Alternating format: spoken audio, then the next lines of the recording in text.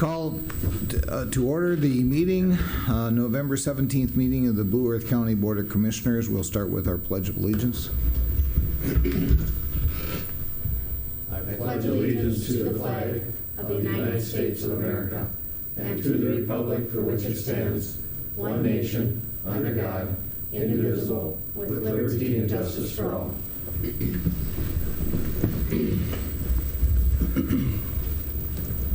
Bob, you can give us our agenda review. Well, Mr. Chair and Commissioners, item number 7 in your packet is the single-year levies payable for 2016 under the drainage item. I'd like to pull that. We had some adjustments that came up after the packet were adjusted, so we'll bring that back in a couple of weeks. All right. I'll move the agenda with the amendments. Motion and a second. Any discussion? All in favor say aye. Aye. Against? That's been passed. Commissioners' reports on committees. I'm going to start with a small thought to Colleen Langhammer. This morning is a funeral of her mother, Mrs. Kittredge, and Colleen was a commissioner for, I believe, 20 years here in Blue Earth. 20, just over 20. Yeah. Here in Blue Earth County. So all the thoughts and prayers of the board certainly go out to Colleen and her family. Kip, you want to start out? Sure, I can do that, Mr. Chair. After our last board meeting, we had a ditch advisory meeting and went over the things going on with the ditch and went over the levees, which we'll see later today. Then we had the AMC district meeting the day after that. We had a good turnout, a lot of good discussion. Sales tax and roads are of a big item yet in the state of Minnesota with counties. It was exciting to see us there right after we passed our sales tax to be able to give them some input. I did run into a commissioner from Brown County last night and asked them if they've gotten their situation resolved with the, that they can use the money only on one project and have to restart the project. And he wasn't aware that they've got that ironed out yet, but I think we're on good track to build some projects this year and use our 5-year plan. So I'm not all that concerned about it at this point. Then Mark and I were up at the Greater Mankato Growth Leadership Visit, or down in Columbia, Missouri. The chair. And the chair, yeah. Don't forget the chair. And, Where was I? Well, yeah, we didn't really notice, no. we had a very busy 3 days. Got to a lot of stuff, and we had it noticed, but I don't think the three of us sat together much at all. We were all kind of split up. You tried to sit with somebody new to meet someone else new that you haven't met. And I think I did get around, I knew about half of them when we left. Of the 80, I probably knew about 40 of them. And I think while I was there, I got to visit with most of the other half that I hadn't met before. But it was very interesting, and we can all share a little bit about it. But I was impressed with Jonathan and his crew that really put together a good program, and it was nice to hear from all the stuff. I was mostly interested in the entrepreneur stuff, those two young guys that talked about their businesses and how the growth they had in their businesses and how you retain employees and really try to advance your company through the good leadership. But at that, I also understood and been told this many times, but just kind of clicked that day, was that the community does have a lot to do with the employees you have working for you. The community itself, which that is a part of us as a county board.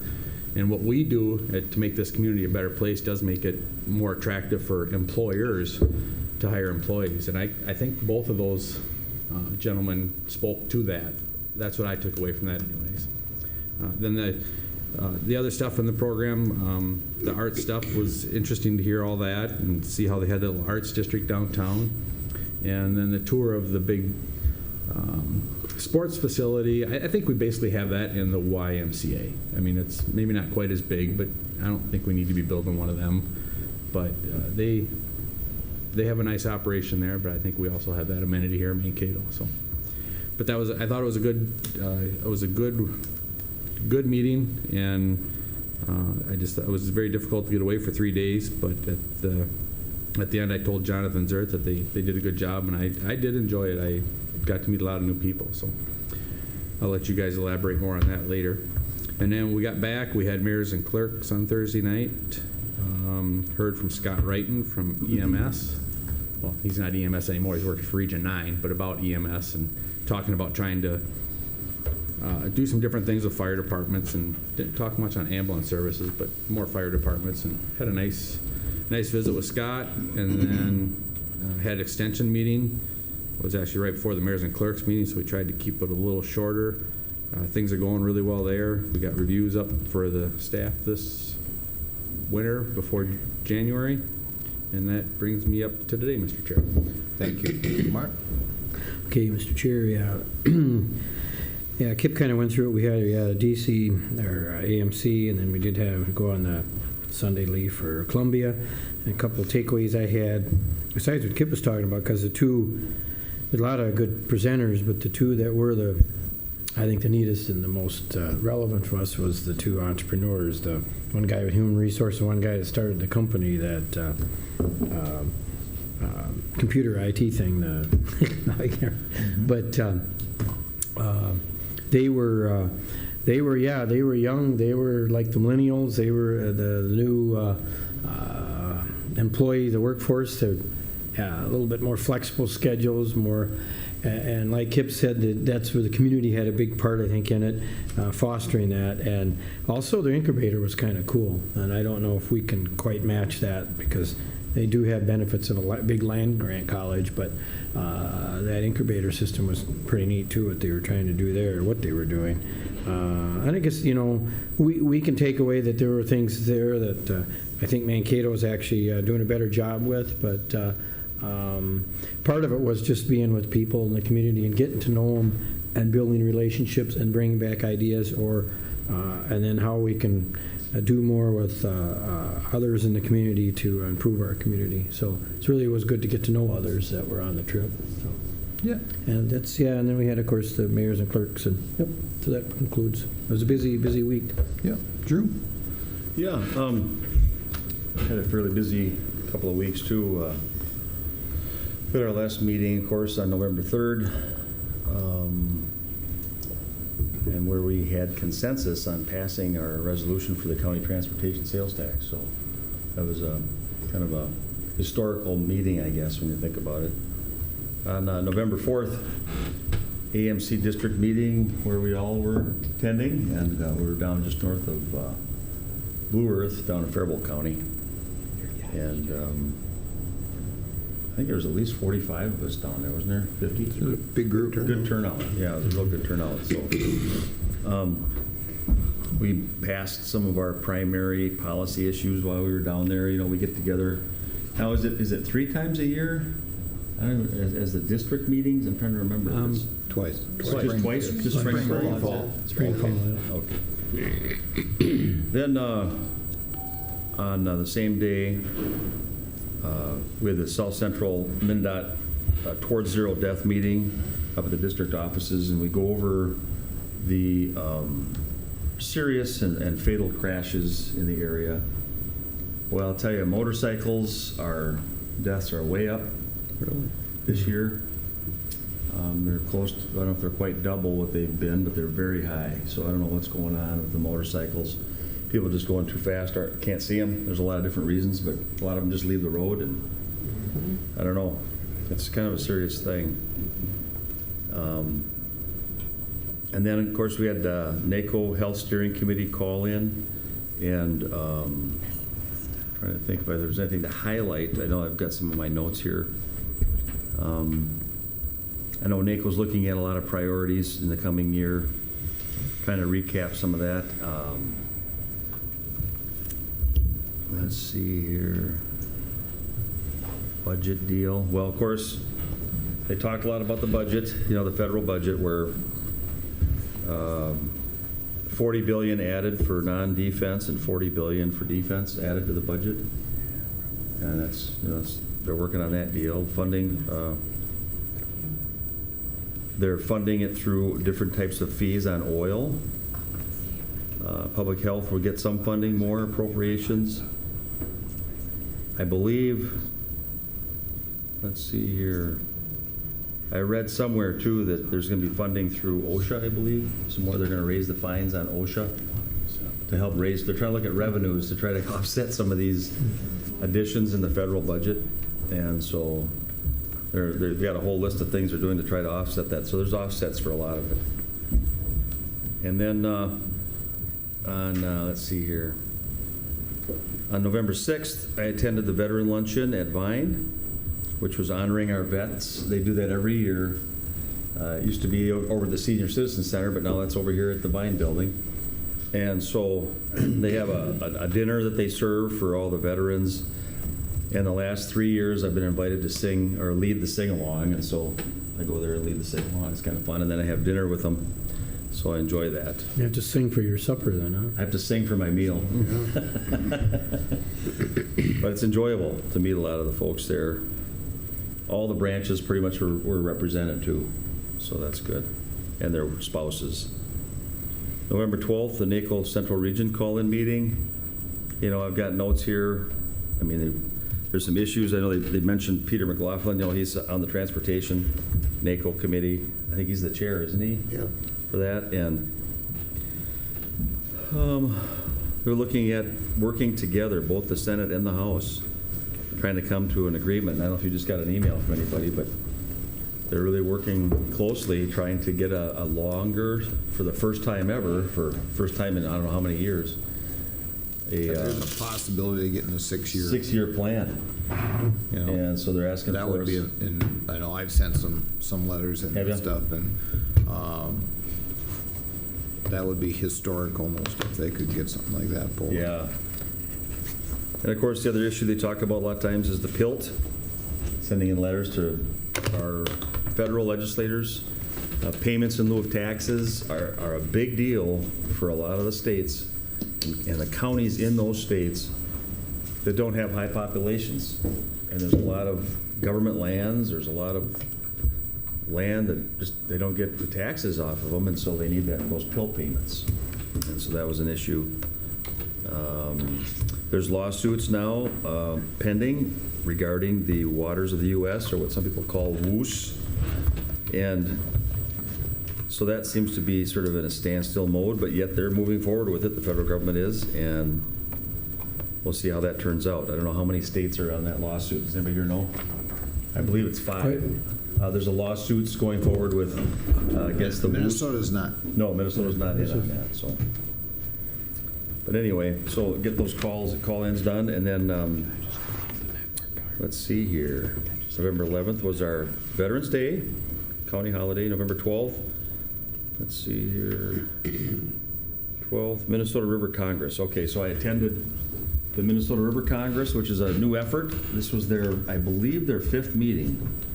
And at this meeting, they started to organize. They're going to have an action committee, advisory action committee, and I believe I may be on that committee. I was the only elected official at the meeting, and there was probably, I would say 70 people there. Oh, wow. So quite a good turnout. There was some retired State Department people from like DNR and from other departments that deal with conservation, and so a lot of these folks are getting involved at that level, trying to develop this sort of advisory portion of the basin. And of course, there's some motion, there's a statute being pushed forward which may be passed for a more of a formalized basin organization, which will be more representative of the a cross-section of all the people within the basin, including agriculture, cities, counties, people who canoe, people who fish, all the different people who enjoy our basin will be on this new organization. And it's been, I think, close to 2 years since the Minnesota River Board voted to close its doors. So this will be a new effort coming forward. Let's see here. That's why I missed mayors and clerks. You guys are at mayors and clerks. November 13th, Renewable Energy Task Force listened to John Farrell through a telemeeting type situation. And he's from the Institute of Local Self-Reliance. It's a democratic energy movement.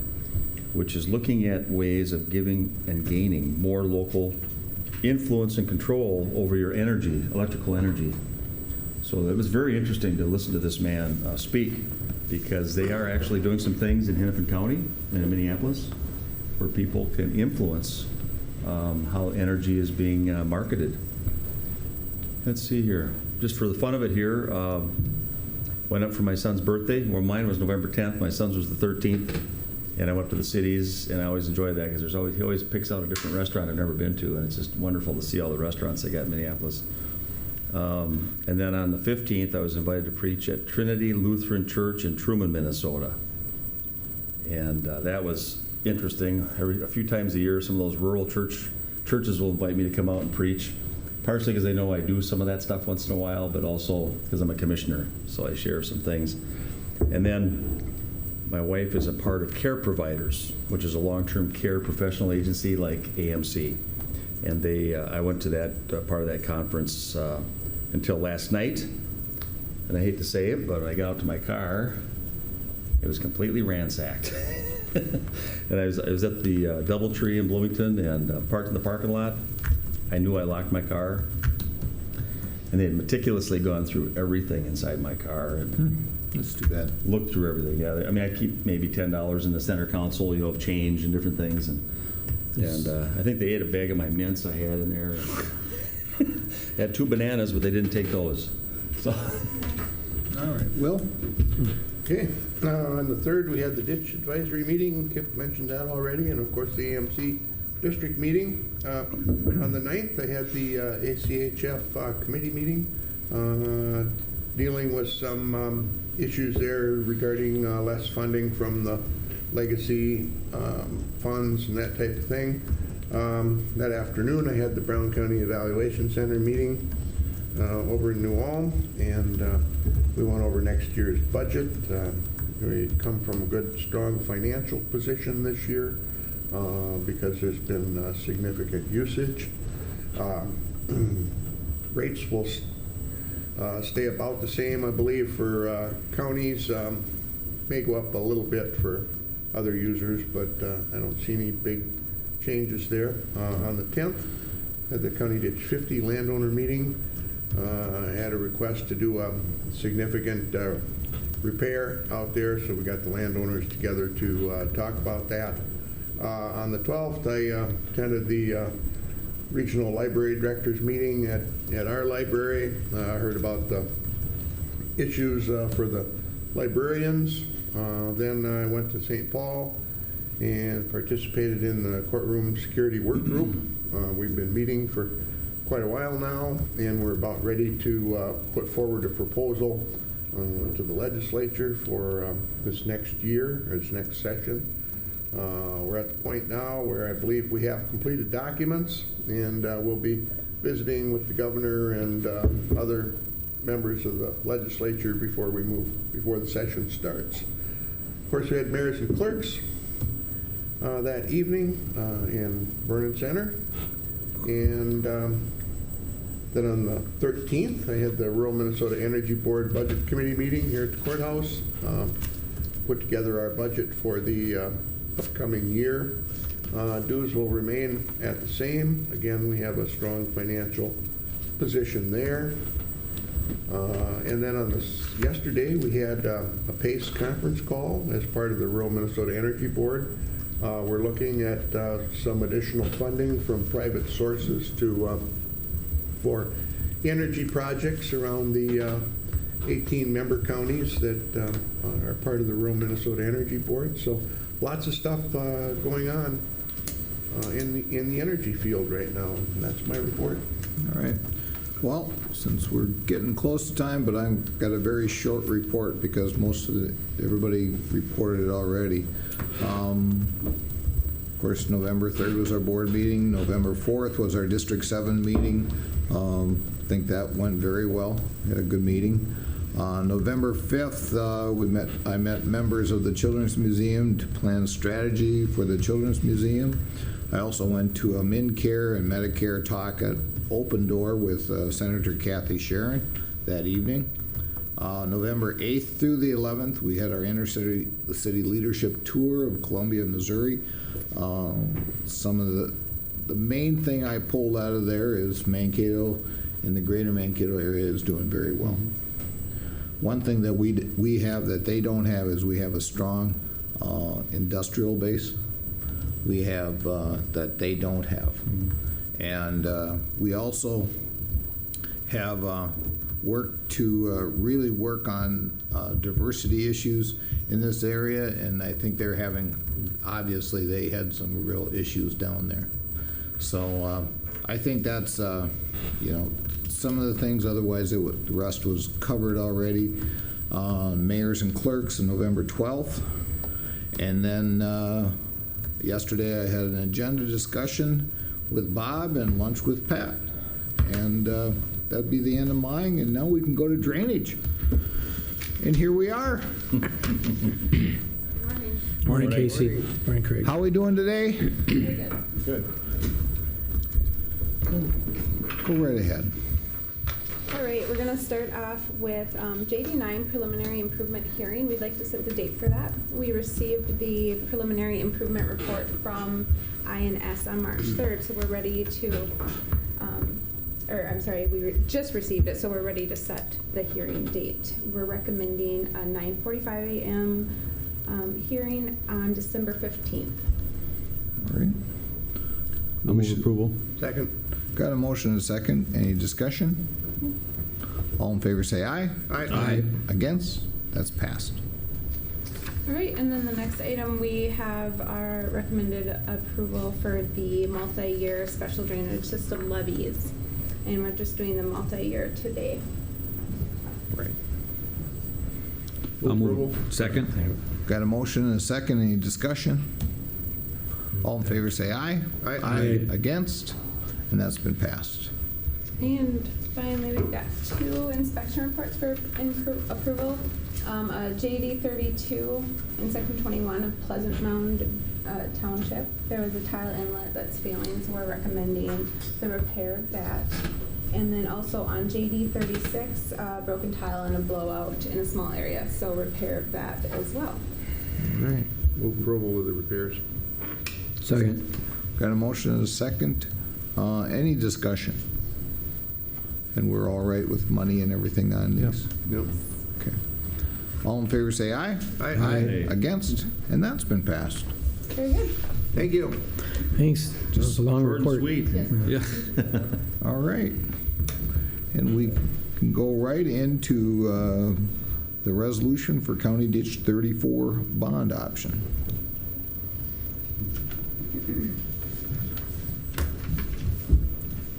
Hi, Lisa. Hi. Morning. Morning. Morning. Good morning. George, right?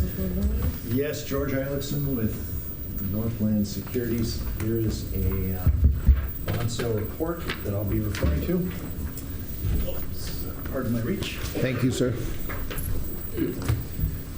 Thank you. Thank you, George.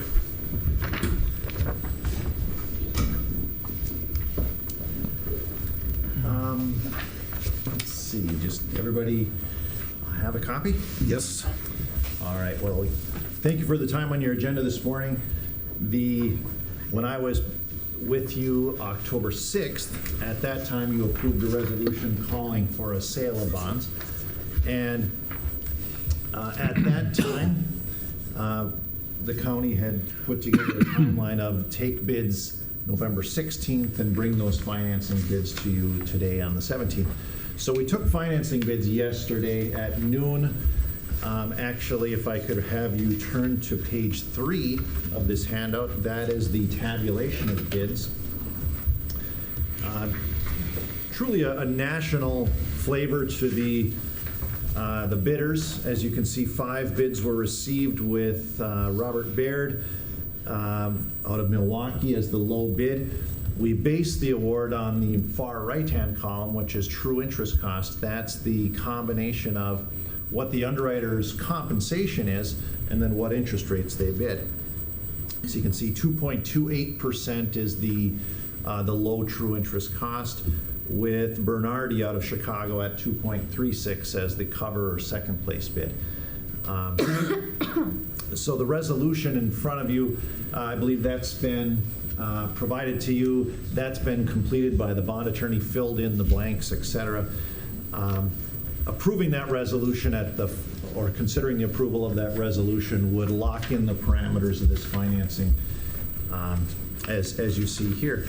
I'd like to step back for just a moment, Board, and highlight, as part of this bond sale, we worked with your county staff on the assignment of your existing bond rating with Moody's Investor Service. The county's underlying AA2 bond rating was assigned, and that's consistent with the last time you issued bonds. Just to highlight a couple of bullet points that Moody's noted when they assigned your rating. The key points for them, it's the county's large tax base coupled with a healthy financial profile characterized by ample financial reserves and a modest debt burden. So those characteristics went into the assignment of that AA2 bond rating. Like I tell other municipalities, any municipality, county, city, school, what have you, within the AA category is considered a very strong credit. So the county certainly has a very strong credit profile, and that helps when you bring a bond to market. When I did come and present to you October 6th, the bond size was larger back early part of October. It was approximately $50,000 larger at $1,980,000, and now the bond has been downsized by $50,000. And this would be the last page of your handout, and here's why the bonds are being downsized. It's a combination of two factors. One is the underwriter or ultimate purchaser of your bonds worked for less than what we allowed, which is good. And the second part is there was bond premium. And this is something that, if you'd note, there's two columns in the middle of the page. One says the coupon, one says the yield. The yield is the market for a AA2 general obligation bond. The coupon is the rate that the county will pay interest at on this bond issue. This is a way that in the current bond market, a lot of investment banks bid. Investors will pay a premium to earn at a higher interest rate. That premium, which is the second line down, it says $44,178. That's how much premium is generated by the investors paying up, if you will, paying to earn at a higher rate of interest. That $44,000 comes into the bond issue as a source of revenue for the county. So we use that to downsize the bond. That, in combination with less compensation for the purchaser of the bonds, is the reason why the bonds are $50,000 less. So I just wanted to make that note. You do pay at a higher rate, but you now borrow $50,000 less. So it works out, in a sense, as a push to the county. And all of that is calculated in the true interest cost. And so that's really the line that we look at, which is the last line again on page 6, 2.28%. Back in October, when you decided you wanted to do the sale, at that time we were estimating that true interest cost at over 2.3. So we actually got a little bit of a better rate than what we were projecting. Yep, so overall, Board, from October 6th until today, of course, the markets change from day to day. We saw interest rates higher last week, coming off of a very positive jobs report. The market has come down a bit this week. Of course, there's global influences there. But you're coming at a good time. Certainly the market's favorable, and this bond sale looks quite strong. Great. Thank you very much. I have a question, Yes. Mr. Chair. Can I ask? Go ahead. I was just curious, because when I looked at this real quick,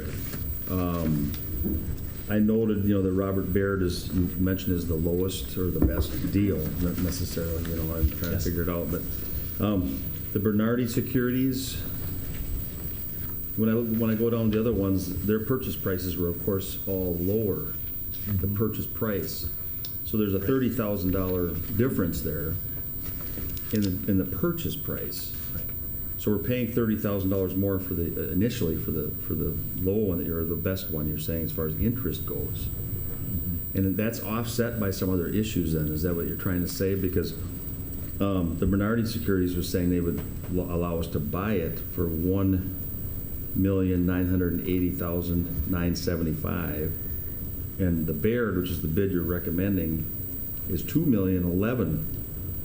And I'm just trying to justify those two, given the statements you were making back here about the credits and that sort of thing. So I just want to know if you could explain that to me, because is it because of over time, interest rates lower? And so, Mr. Chair, members of the board, good question. Because that's one that I'm not surprised to receive that question in light of one column shows lower and the other column appears higher. The purchase price takes into account how the investment banks bid. For example, Robert W. Baird bid with a fair amount of bond premium, like we noted on the last page, and Bernardi issued with a different methodology without premium. And so that's all factored into the purchase price. You might see a scenario where bonds are purchased for a higher amount, but due to other factors like lower interest rates and lower compensation, which is calculated into the true interest cost column, that you might see another firm like the Baird in this case come out on top.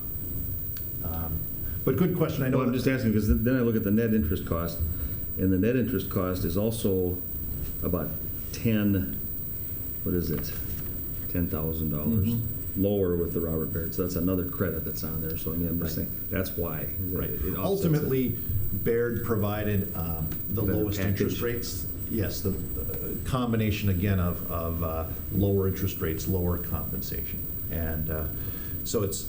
But good observation. I think that's one that it's not unusual to see a scenario like this in a competitive bid, just because different investment banks bid with different approaches.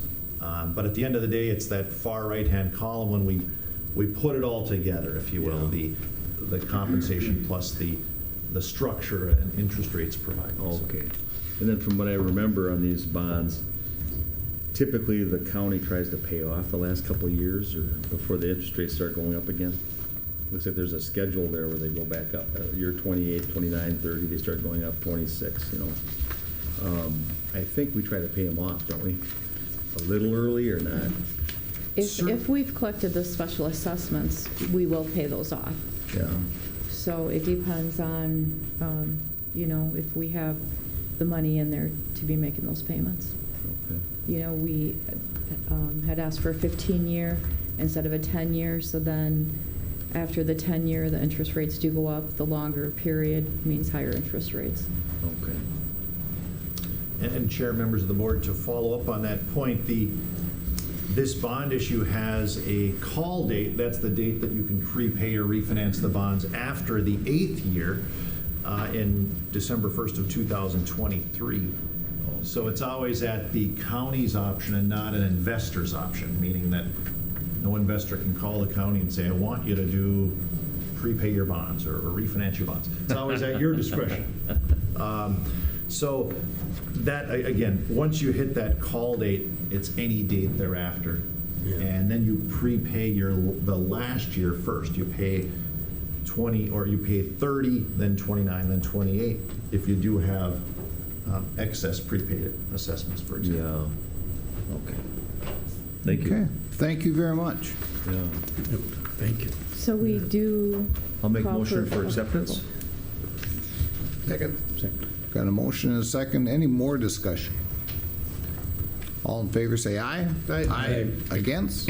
That's been passed. Thank you very much. Thank you. Thank you So very much. we'll be getting the proceeds on December 17th. Okay. Thanks. All right, and we'll jump into planning and zoning. George? Morning, gentlemen. Morning. How are we doing this morning? Good. Bright, happy face. I always like to see bright, happy faces in the morning. Go ahead. PC 28-15 is a request from Donna Jean Sharp Trust for the review and approval of a preliminary plat of the Sharp subdivision, a subdivision consisting of one lot and two outlots. The property is located in the northwest quarter of the southeast quarter and part of the northeast quarter of the southeast quarter of Section 15, Sterling Township. The property is zoned conservation and agricultural and includes an area within the Shoreland Overlay District of Rice Creek. Mr. Afa presented the staff report. The applicants were present and had no comment. There was no other public comment and little discussion by the Planning Commission. Following the discussion, the Planning Commission voted unanimously to forward a recommendation of approval of the request to the County Board. The board action is the resolution. Mr. Chairman, I do need to advise you that the resolution for this item was inadvertently left out of the packet. However, a hard copy has been placed at each one of the commissioners' chairs. All right, thank you very much. This is a public hearing, so anyone wishing to speak to PC 2815, please come up to the podium, state your name and address. Anyone wishing to speak to PC 2815, please come up to the podium, state your name and address.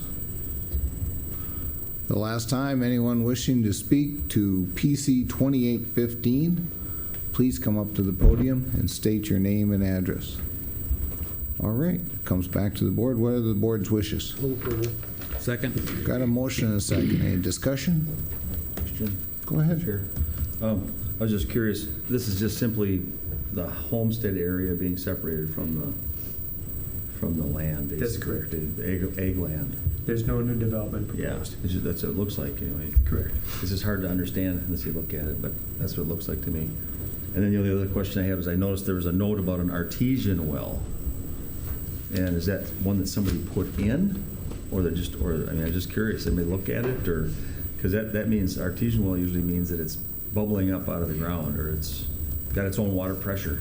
Yeah, it is some sort of flowing well, and that is a requirement that be sealed in 2016 construction season.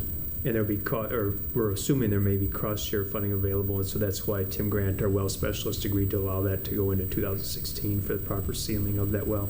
Okay, so it's an actual developed well. I mean, Yes. It's got a pipe going way down into the ground. And You know, I'm not real familiar with them. I know that one of the representative of the applicant is here if you had further questions on it, but he may I have. was curious about the artesian well. Right, it is, as you said, a naturally bubbling well, and my dad did put a pipe in it, but not very far down. Yeah. And we used it to water livestock when I was little, 60 years ago. Oh, okay. And so, I mean, it's been used it was probably used for 20 years as just a constantly flowing water. And now the pipe is old, but it still comes up out of the pipe. It does. Yeah. I'm just curious. I mean, I'm just wondering how you would seal an artesian well, because it's water pressure in the ground. I talked to Jed Steckman, Mhm. he's the one that will be sealing it, and he said that he would have to kind of like dig back somehow, and they would fill it with concrete or whatever, and it will just bubble up somewhere else in a couple. That's what I thought. Yeah, because there's that much pressure there. So you don't want it bubbling up there. Actually, we do, but Oh. the county is requiring that we seal it. I mean, we would like to have the well because we actually have a cemetery just across the road, and we would like it for water.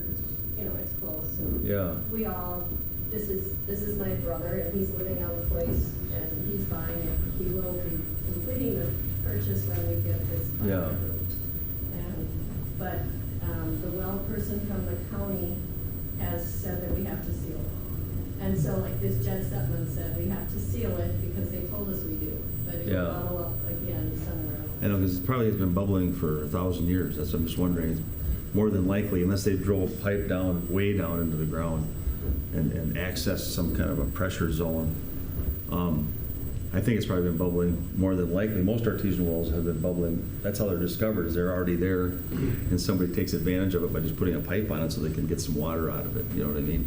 And so I'm just wondering if it's, what the reason is, I guess, why it has to be sealed. Just wondering. Yeah, I couldn't comment on that, Commissioner. It is our well specialist has required that it be sealed, so I can ask him, but, Yeah, I'd be interested to know because I've never heard of an artesian well being sealed.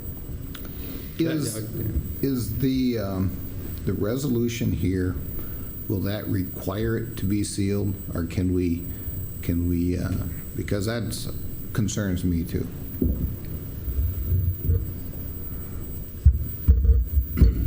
I'm not sure how to address that if it is passed in the resolution here. I guess we could just make note of it, that that was a question that the board had, and that you directed staff to do some more research on this, and maybe to report back to the board at the next monthly meeting. I mean, when you have a natural The natural well spring coming up, I guess I do not understand why the county would be requiring to block it. Mr. Chair, I intercede here just a little bit. When I read the report, it indicates that we are required to seal that by state statute. I don't know the specifics of why that is, but in the report, that's how it's articulated, that it is a well that's not being used, even though it may be used for watering. It's a well that probably doesn't meet the statutory definition of a working well, and then requires it to be sealed.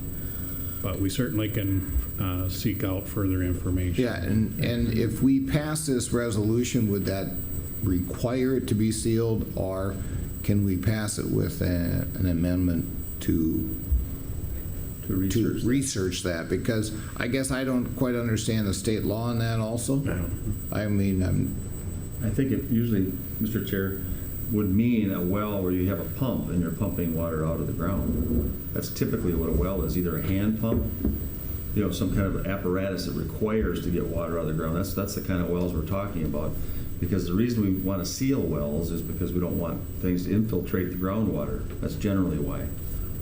If you're not using the well for current home use or for livestock. And so I think it's an unusual circumstance. I mean, if you were to add up all the wells, thousands of wells in this county, there's probably not that many artesian wells, I And so, guess I'd like, if I may address the landowners for just a moment.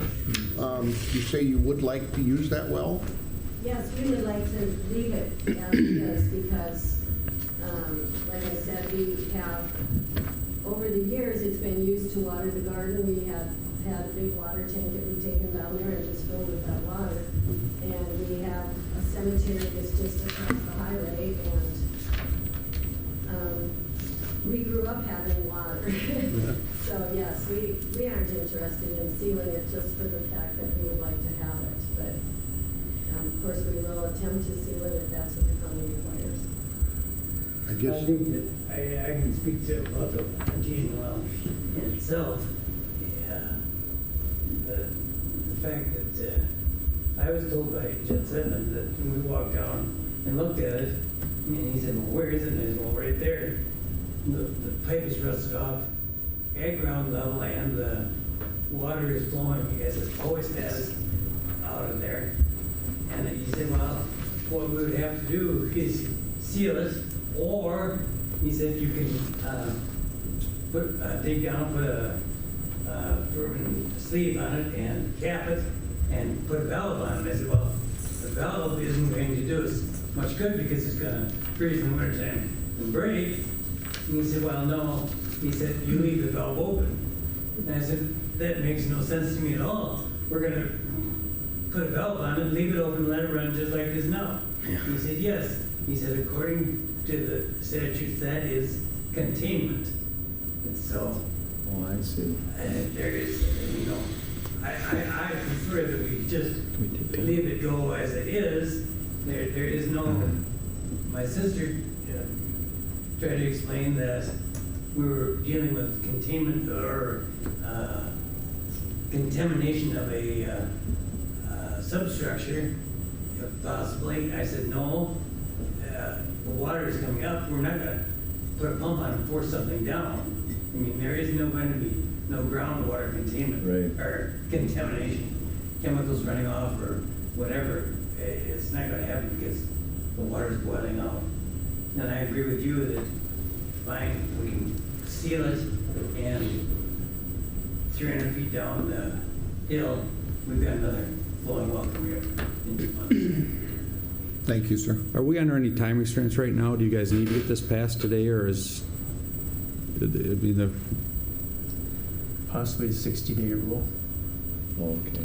We If we were to could table table it temporarily and have some additional staff input later in the meeting if you'd like. I think, yeah, we should move to. We don't even have a motion on the table yet. Yeah, well, I'll make a motion for that if you want to. Well, we got a motion on the table yet, though. Oh, you have to move it. Nobody's I'll move moved to the- approve it yet. I'll move to approve it, and then, I'll second the motion to approve it. and then, Okay. Now we can table it. We got something on the table to. Okay, yeah. Table it pending that we do some research. You wanna on do it yet today? Artesian well You want to do it for today or table it till the next meeting?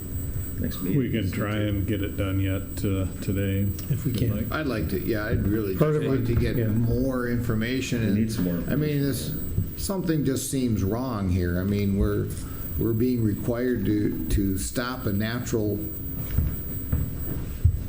spring. I mean, Well, I mean- I'll move to table the Yep. discussion for later in the meeting Okay, today. already did it. Oh, you did already? Yeah, I did. I'll second it. Second. all right. We got a motion and a second to table this. Discussion then. All in favor, say aye. Aye. And that's been tabled. Thank you very much. Stay tuned. Stay You tuned. might want to wait around, it's up to you. We'll do the other two items, then we got a break. We can try to deal with it. Mr. Chairman, Chris Meeks from our office went to try to get some more information from Tim Grant, so hopefully we'll have information for you soon. Thank you. Let's move on. Should we go to PC 2915? Thank you, Mr. Chairman. PC 29-15 is a request from James and Susan Schul and Mapleton Community Solar for the review and approval of a conditional use permit to construct and operate a 3-megawatt solar energy system. The project footprint will be approximately 22 acres. The property is zoned agricultural and is located in part of the southwest quarter of Section 11, Mapleton Township. Mr. Stubbs presented the staff report. The applicants were present. The applicant's representative indicated her support of the report presented by staff. She provided further information on the subject of subsurface tile drainage, stormwater management, and wetland impact. The owner of the site also provided input on the wetland issue. A neighboring resident expressed his concern that the project cannot negatively impact existing drainage systems. There was no other public comment. Following the discussion, the Planning Commission voted unanimously to forward a recommendation of approval of the request to the county board, and the board action is the resolution. Right, this is a public hearing. Anyone wishing to speak to PC 2915, please come up to the podium, state your name and address. Anyone wishing to speak to PC 2915, please come up to the podium, state your name and address. Yes, sir. Morning, Commissioners. Chair, Jordan Burmeister on behalf of Mapleton Community Solar. I guess my address 7650 Edinburgh Way, Suite 725, Edina, Minnesota. Just wanted to make myself available for any questions, during the comments or discussion of the project. But no further comments, additional than the staff report. Right, but you'll be, if we have any questions, we can bring you up or ask you. Correct, yep. Thank you very much. I appreciate you coming up and talking to us. Thank you. All right. Anyone else wishing to speak to 2915, PC 2915, please come up to the podium, state your name and address. All right, with that, I ask for the board what their wishes are. I'll move approval. Got a motion and a second. Any discussion? Yes. A little bit. Couple questions. One of the ones that first came to my mind, I've been trying to interact quickly with George since yesterday, but was it just seemed like it's going to be very close to a fast driving highway, speeds of 55 at least, and Highway 22, which is south of Mapleton, and I didn't know the angle of the how, they're going to be fixed from what I understand from reading the report, is that correct? That's correct. Okay, because I thought if they moved, I didn't realize, that's the part I missed in the report, that there could be a chance for over glare. I've seen some of these projects from the air, and they can glare quite brightly. And so I was concerned about the traffic going through there, trucking, farm-to-market trucks and everything, and that there could be accidents right there in that stretch. And so I didn't know if anybody looked at the angle. I don't know what angle they're going to be at, if it's going to create, at certain times of the day, all of a sudden a big sheet, giving you a bright light as you're driving down the highway. It only happened probably at a certain angle of the sun or something like that. And I didn't know what kind of material they were going to be using to face the panels with, and so I was concerned about that issue, and I don't know if that was ever addressed at all. Mr. Chairman, members of the board, so that specific issue was not necessarily addressed. I can tell you they are a photovoltaic system, which by make absorbs light rather than reflects it to capture the energy.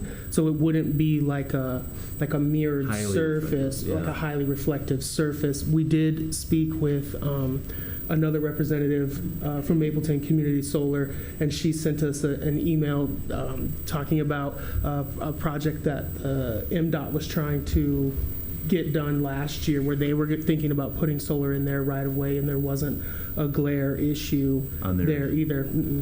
Yeah. And then in terms of fixed versus the tilt, there was some discussion in the beginning part of whether the project would be fixed or tilt, and the MPCA had some different calculations for impervious surface in a fixed versus tilt system. And because of the difference in the calculation of impervious surface, it seemed like they were heading towards the fixed rather than the tilt. Yeah. And so I do not know exactly what angle they would be at or what orientation they are. That's something that we would probably work out in the construction permit phase of it. Yeah, I know that they would try to have them optimally facing more south, I would think, but. Yeah, southerly facing with a fixed tilt, tracking system that faces east during the morning, basically straight up during the midday, and then west during the afternoon. So, we're still evaluating the two options there. Based on design and cost and availability of panel systems. So, but yeah, the southerly facing will be fixed, to a certain degree. Southerly facing, but the other one will be mainly east, straight up and then west. Has there been any expressions about that at all, about glare, when you have them next to a highway? Has there been any concerns? That's always a question that does come up, but, they are made to absorb the sun rays, and reflect them. That's where we obtain the energy from the solid sun. So they do have anti-reflective film on them. Oh. So that it is made to absorb instead of bouncing back to another source. Right. Okay. Interesting. And there are other projects. There's one up in Orinoco, or owned by Orinoco on 52. That is on as well, and then that is next to that as well. Okay. But yeah, in short, we are working on the final, array fixed versus built, and we are meeting the, setback requirements from the regulator. The setback is about, what is it, 130 feet from the center line, you said? Correct, and with that right of way, it'd be about 55 feet from the About edge of the 55 right-of-way. feet from basically the ditch of the. Yeah, right now we're 135 from the center. Okay. And we don't have very many of these in Minnesota, so I don't know. It's kind of new. We really don't. Yeah. Yeah, there's a few, but with this Excel program, there's getting more that are coming down the pipeline here. And there's 1,000 applications in. Yeah, there's a lot. About 600 might get approved in Minnesota. I know that's a lot. You Well, the- already know. Thank you very 600 much. approved. The panels they got in Eagle Lake do have a glare effect once in a while. If you're, Oh, they do? If I'm going to work and you hit it, everything's got to be just right. They're lower. They're actually lower than the road. But Yeah. you know, every now and then you'll get a You get a glare?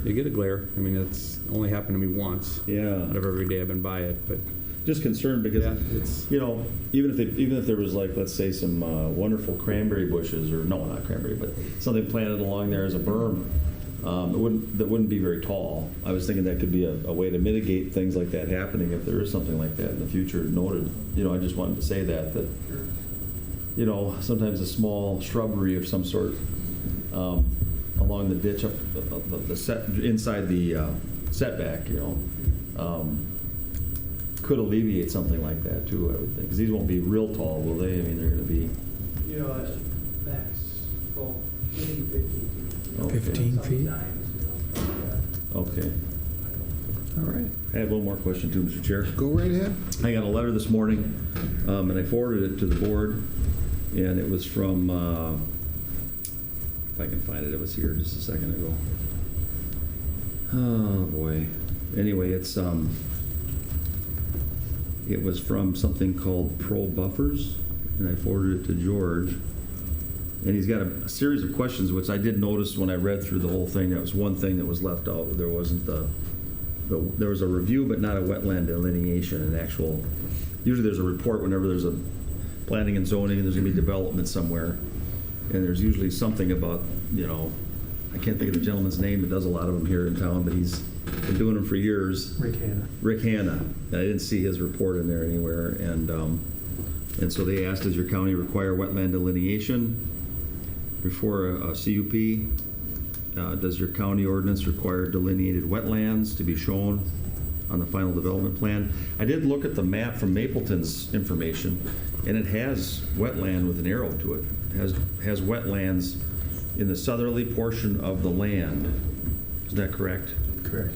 And so, and the soil types look like those areas, if there wasn't drain tile there, they would fill up with water, I would think. I mean, I don't know. I don't know what's there right now. If it's all farming, pretty much all ag? It is. It is, okay. Why? The wetland delineation hasn't been submitted for counter review. It says no, according to, you know, what the packet has. Why is the application at the final improvement stage when the wetland delineation wasn't approved? You know, I'm just curious about the wetland situation, really, I guess. That's a good question, Chairman, or Mr. Commissioner. We have reviewed this with Mike Schulte. He has looked at it. The applicants have shown what they perceive as the wetland boundaries. It has not been reviewed yet by the wetland TEP panel. It will be once we get the full report from them. And prior to issuance of any construction permits, that will need to be fully addressed, and any wetland issues will need to be resolved. Having said that, yesterday we met with Mike Schulte, Tim Grant, and planning and zoning staff, and moving forward, we have 2 solar projects coming forward in December. One of them has a much more thorough wetland review up to this point. In fact, the TEP panel will be reviewing that today. The other one, not quite to that point, but both of those, again, will need to be completed prior to issuance of construction permits. Any future applications will need a wetland delineation up front as part of the application. So staff has been comfortable with the process up to this point, and we've modified that. It's my understanding that Bowser has just recently changed their policy too on the way that the wetlands are handled with these types of solar projects. So it is kind of a moving target. We're doing our best to keep on top of it. Are the solar panels proposed to be inside those wetland boundaries that are already been identified at some maps? Because I did look at the maps in the packet, and there's some wetlands identified, and I don't know if the solar panels are going to come that far south or not. I'm just curious. Yeah, I believe some are, you know, as far as wetlands panels, basically, the only thing that's in the ground is the post. Mhm. And those are considered not permanent impact, like a road, say, going through wetlands. So that's the way it's been addressed so far on solar design. Okay. we do allow solar panels in the wetlands, right, according to our ordinance. But that's what's changing though. And it's my understanding from Bowser that they need to go through the wetland process and avoid, and then reduce the impact or mitigate as a process. And so, again, this appears to still be changing. And As far as the state is concerned. right, and what the actual answer is, but the only thing I can assure you is that prior to issuance of any construction permits, that we'll have to have that worked out with the applicant and our wetland staff, and Bowser if needed. I guess I don't have a problem with the wetland delineate, well, I do, but if you have to have the wetland delineation, but I was under the understanding that we allow them in wetlands, and I would certainly support that, and I think we should keep working forward with that. That was kind of where we were at a week ago at this point. Okay. But, again, I'm not fully familiar with the whole wetland process, but I can say that we have been working with Mike and Tim from our office on this, and we'll find out for sure before the construction permits are issued. So the state might tell us we won't be able to allow these in the wetland, is what you're trying to tell me, or not? I'm not familiar with it enough to comment on that. All right.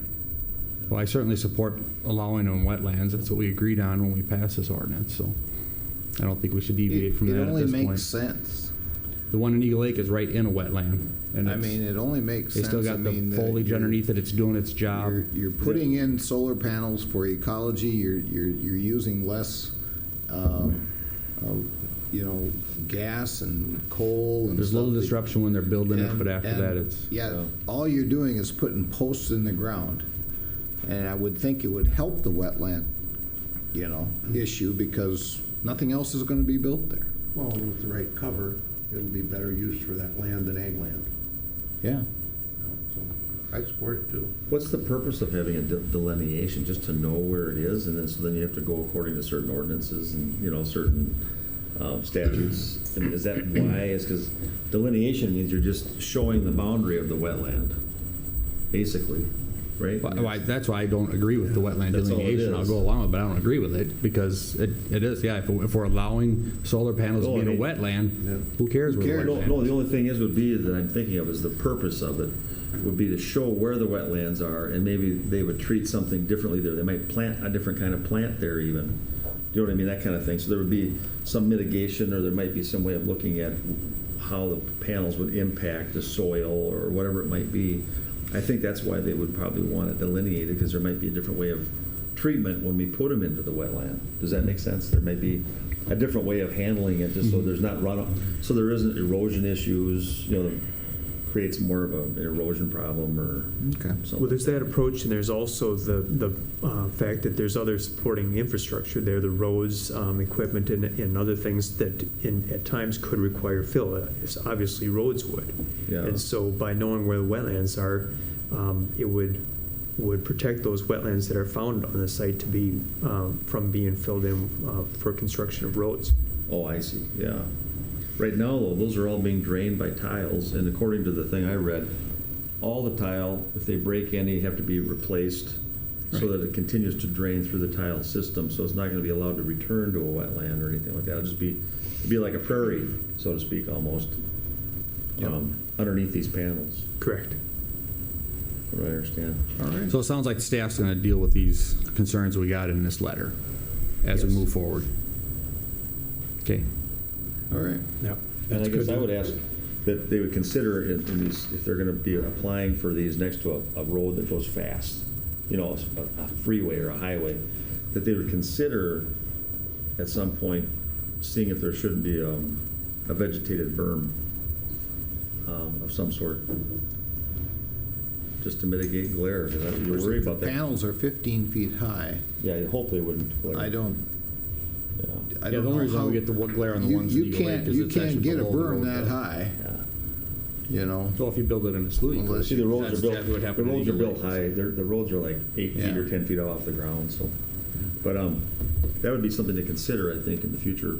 I know that a lot of work went into our solar panel ordinance, developing it and everything. But I guess I didn't think about having them right alongside free highways. I just wasn't thinking about that myself at all, Okay. so concerned about that a little All bit. right. Anything else? It's a good concern. All in favor, say aye. Aye. Against? That's been passed. PC 30-15. Thank you, Mr. Chairman. PC 30-15 is a request from Northern States Power Company. Is a request for review and approval of a conditional use permit for the expansion of the Wilmarth Ash Disposal Facility, a refuse-derived fuel ash landfill. The existing landfill site and the proposed expansion area receive refuse-derived fuel ash from Xcel Energy's Wilmarth Generating Station located in Mankato, Minnesota. The site is zoned agricultural and is located in part of the northern half of the northeast quarter of Section 32, South Bend Township. The site is also located within the Urban Fringe Overlay District of the city of Mankato. Mr. Leary presented the staff report. The applicants were present and had no comment. There was no other public comment. The commission indicated they had no questions regarding the proposal. Following the discussion, the Planning Commission voted unanimously to forward a recommendation of approval of the request to the county board, and the board action is a resolution. All right, this is a public hearing. Anyone wishing to speak to PC 30-15, please come up to the podium. Good morning, Commissioners. Good Morning, morning. Trish. State your name and address, please. My name is Tricia Rosenfeld, Xcel Energy, 210 Lime Street, Mankato. I'm here for any questions that you might have, as well as Chuck Donkers from Xcel. So we just wanted to make sure that you were aware we were here for questions.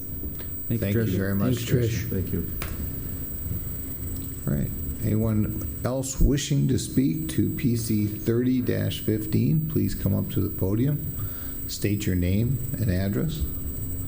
Anyone wishing to speak to PC 30-15, please come up to the podium, state your name and address. What are the wishes of the board? I'll move second. A motion and a second. Any discussion? Go ahead. I got a question. I did look at the, you got the map, nice that you provided and everything. It looks like it's just another cell next to where we've been doing it already, correct? Actually, That's what it further looks like. away from the river. Yeah. Huh? A little further away Yeah. from the river. Elevation, I had a question. It's a little higher, though, a little higher up in the elevation. I mean, have they removed quite a bit, or is it pretty much similar? Peak elevation remains the same. It is. And then, so is there a massive amount of soils that have to be removed? The soils removed will be used for the perimeter berm. So it will be utilized. We'll be utilizing it. Okay, I was just curious what was going to happen to them. Where they're going to go. That, because it's a lot of soil I usually take out of there, so I didn't know. And then the other question I had was, I've had people ask me about the leachate, but that is captured according to the report. And as needed, it is brought to the Mankato sanitary treatment facility that we have by truck. Is that how it's been handled? That is correct. I operate the landfill. All water coming in contact with the ash is collected, routed via pipe to a tank, and then it's trucked to the Mankato wastewater treatment plant. Okay. Thank you. Well, I think it's certainly been noted. We've had enough tours and stuff out at the Ponderosa, and Xcel Energy has always been an excellent partner with Blue Earth County and the landfill. And I appreciate everything that they're doing to try to keep pollution down and keep things going. Anyone else? Discussion? No. Nope. All in favor say aye. Aye. Against? Thank you very much. Thanks. All right. Mr. Chair, would you like to take a break at this time? Please, are we, when were we going to get back to 2815? We should be able to do that right after the break. Okay. Perfect. Thank you very much. Yeah, we're going to take a short break. We'll call the meeting back to order again, and we are going to revisit. Let's see, I got to get my PC. 28. Was it 2815? Is that correct? Yes. All right. No, 28, 15. Yep. George, I know we've had a lot of discussion over the last few minutes. Can you enlighten us as to what your findings may have been? Mr. Chairman, I'm going to direct your questions to Tim Grant. He's our well specialist for the county. Okay, Tim? So I guess I apologize for missing the first part of the meeting and, not knowing, specific questions related, to this particular flowing well. I could rephrase it a little bit. Okay. I just happened to see the artesian well was identified as an artesian well. Yep. And that sometimes I thought was just a choice of words because it's a spring in most instances that I'm familiar with. I've been out to farmsteads that are in the River Valley, in the lower River Valley areas, and those people will say, yeah, that's been flowing for 100 years there on our farm, and so I don't know what's the difference between a well versus a spring. And I didn't know why they'd be required to seal something that has been flowing all these years outside. Okay. A spring in and of itself, I have them back home, are where the groundwater just flows out of the ground.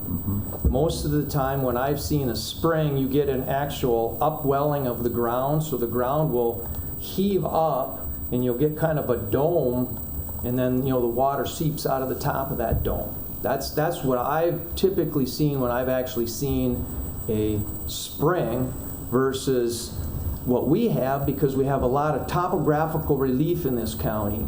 You'll get a lot of areas where the groundwater will flow down, it'll hit a restrictive lens, clay or something, and then it'll want to run laterally, and you'll see a lot of water seeping out of a side, like a side hill. I call them a side hill seep, not really a spring. The water's coming to the ground surface, but it's not from pressure pushing the water up, it's from water trying to go down. It hits a restrictive layer and then it runs laterally, and once it hits a side hill. And so they call them different things. I've seen a few of them where you have that side hill seep area, but what typically happens when they try to throttle water into some kind of a pipe, they actually push it in horizontally into the seep, so it directs it into the pipe, and then it can flow it laterally out so they can slide their watering trough for the livestock, because that's typically what they were used for. Flowing wells, we have a lot of them, predominantly down along the Maple River and the Cobb, but we can have them, other areas. Let's go back to the word artesian. Artesian simply means that the water is under pressure. 95% of our wells are artesian wells. The water is under pressure, meaning when you drill down and you hit the layer that's got water, it'll push water up farther than where that layer is. It's under an artesian head pressure, so rather than having a water table down here, it pushes water up into your well here. So like on Will's well is under an artesian pressure. I don't know exactly how deep it is, but they maybe drilled a 160-foot well before they hit the sand. Right. His water table might be 60 foot, meaning it's got 100 foot of head pressure. So Will's well, if that's the case scenario, if it were located 65 feet lower than it is now, it would then become an artesian flowing well, because the artesian pressure would push the water out of the ground. This case scenario, the well is down in the floodplain, it's in a wetland, edge of the wetland, delineated wetland, and the pressure is always greater in them lower elevations, so it'll push water out the top. This particular one, years and years ago, they took and drove a wood fence post into the top of it to restrict the flow. Problem with restricting the flow or even stopping the flow like that is now you've got unflowing water up close to the ground surface, and when we get our winters and you get it real cold, then it has a tendency to freeze those pipes, and then the pipes break, and then you get water weeping out the side of the casing, which is kind of what's happening in the case scenario down there right now. Yeah. I just was curious because I didn't think it seemed like nobody had ever drilled a well, and I always thought that's what a definition of a well is. My question then is, if you pull the pipe out well, it's by definition a well, because it's got a pipe, it's going, vertically down in the ground, so we don't want to pull the casing out, because then when you try to seal it, see, you understand why I get real passionate about flowing wells. We actually wrote a specific separate column in our ordinance, is for the protection of the water that's just kind of being wasted. So 1.9 gallons a minute flow, which is not a very big flow. This well's flowing more than that even through the crack in the casing. But if it flows 1.9 gallons for the entire year, it's flowed over 1 million gallons of water out of the ground that should stay in the ground for people to use.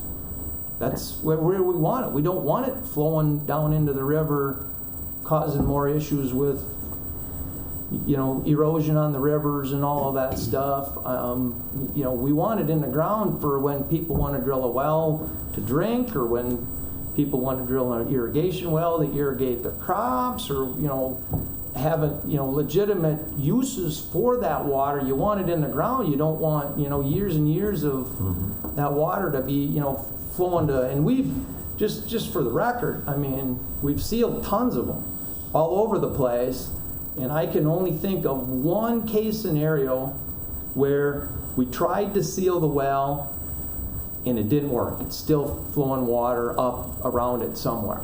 And that particular well, nearest we could tell, was originally cased with some kind of wood curbing, and all the wood curbing was gone, so you already didn't have a good concentrated, it's flowing up a pipe. They're relatively easy to seal when they're in a pipe.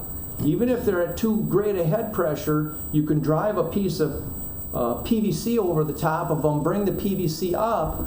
The pressure of that well will only push water up so high and it'll stop it, because that's as far as it'll go. Once you've got the water stopped, they just run a trimmy down it and squirt it with cement, and cement holds it down. And we've got one by the Buford Bridge off of 22 we sealed. MnDOT just sealed their flowing well down at the bottom of 22. That one, didn't blow up anywhere else. We made MnDOT seal one in the road right away off of 30, just a mile and a half west of Amboy.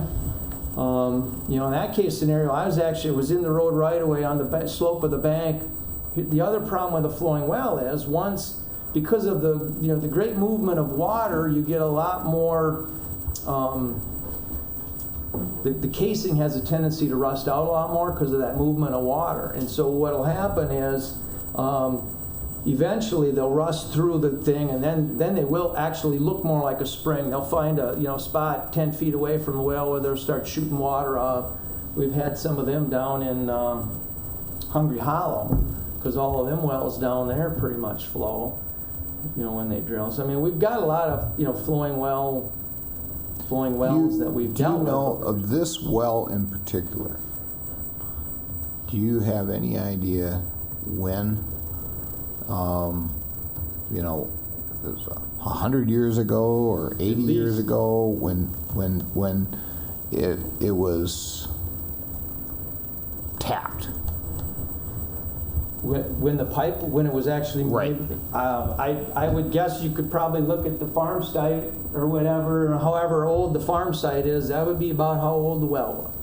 So nobody really knows if there was an actual spring there before. I wouldn't be able to tell before you. someone. Yeah, I wouldn't be able to. Do you folks know whether there was an actual spring there, or have you heard from your grandparents or anything like? My only. Oh wait, could I ask you to come up and talk at the podium, please? I got reprimanded here before for. My name is Jarrett Sharp, and I live on the parcel of ground that we're talking about, dividing from the farm site that has the artesian well.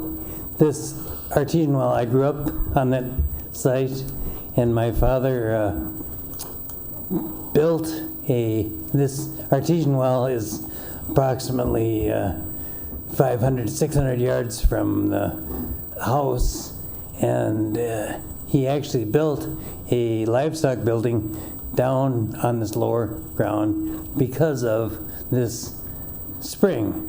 And there it was a nuisance, but we drove hogs up and down that hills.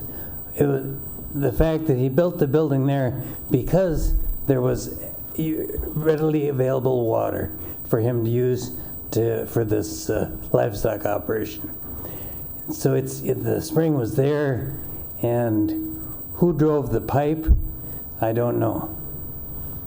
Okay. So, but as long as you can remember, there was a pipe in the ground? Yes. Okay.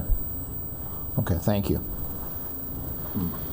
I just have a quick, the landowners have said they'd like to continue using that well. What would they have to do to continue using that well? Well, I guess I would play devil's advocate that the well's not in use right now. I mean, it's had a wood plug in it for, I mean, many years. If I could show you a picture of, which I took, but you're not gonna be able to see it on my phone because it doesn't show up very well.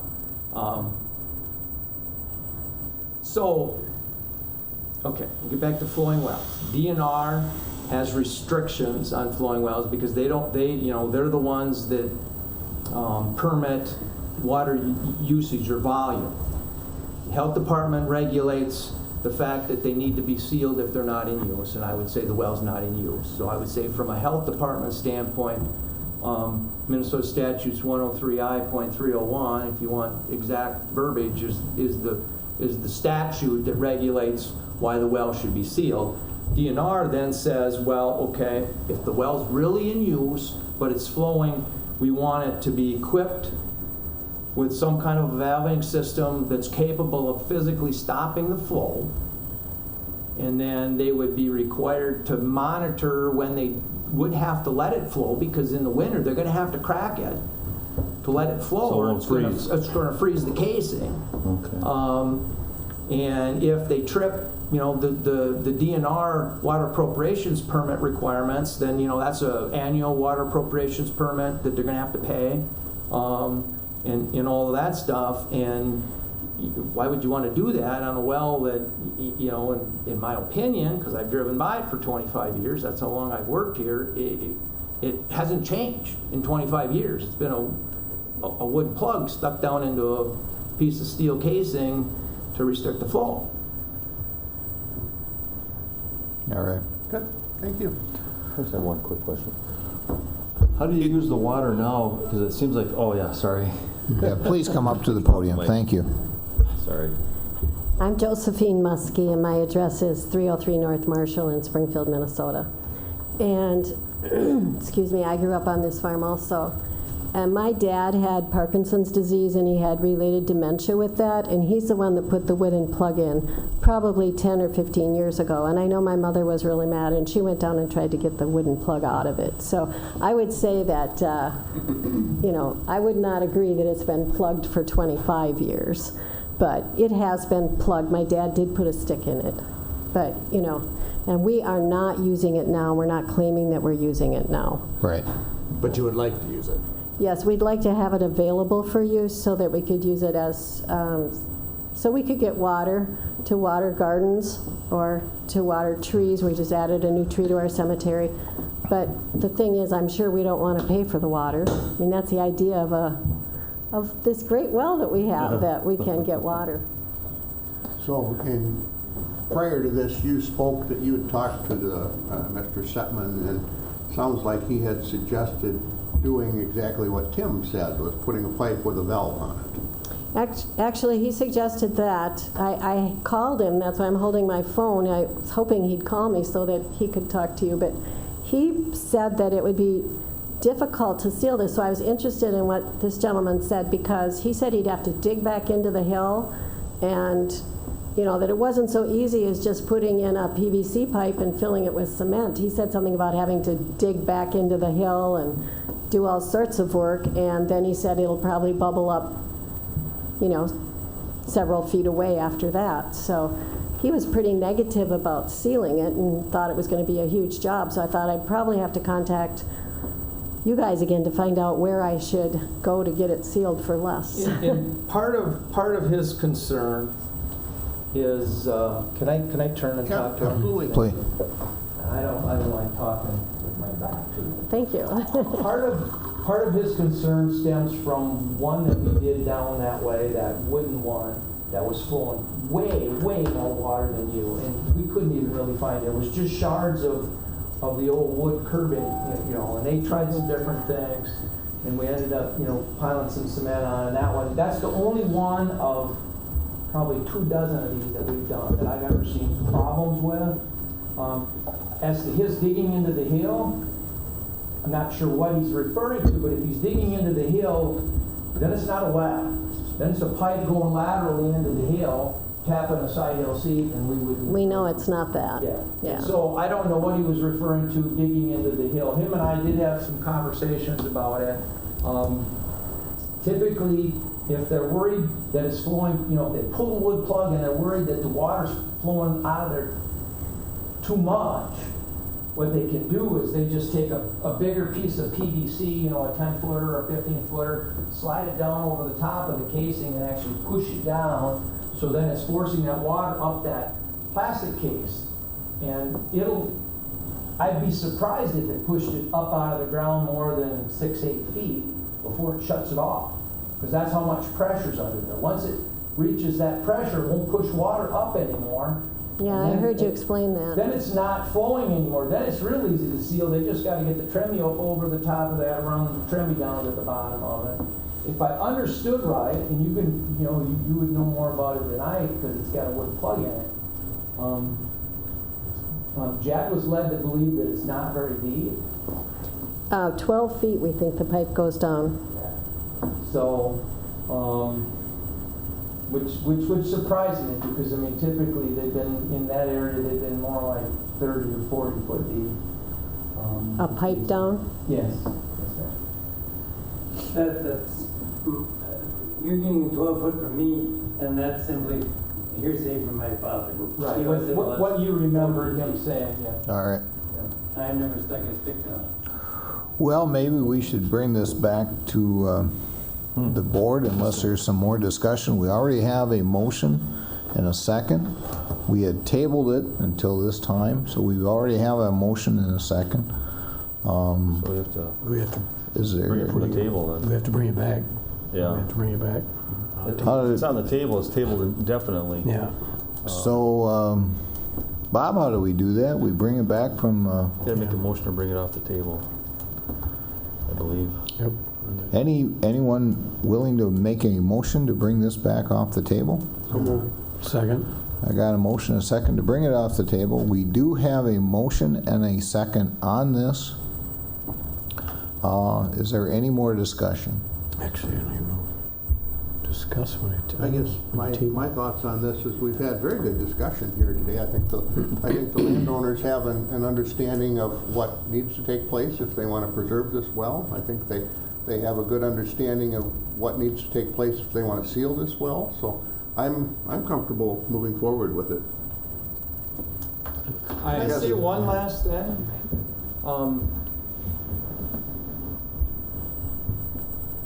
And I don't know how George has framed the stuff, in the CUP.